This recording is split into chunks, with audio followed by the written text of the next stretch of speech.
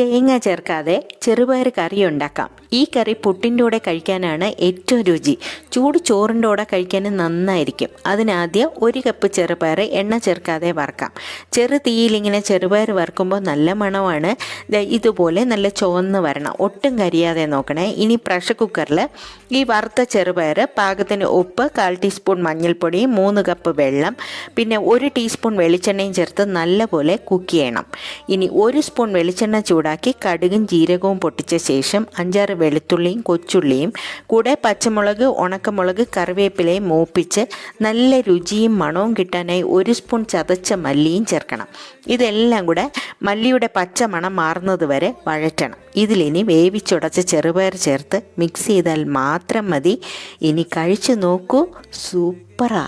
പ്രോട്ടീൻ്റെ മികച്ച ഉറവിടമായ ചെറുപയർ സ്ഥിരമായി ഡയറ്റിൽ ഉൾപ്പെടുത്തുന്നത് വളരെ നല്ലതാണ്.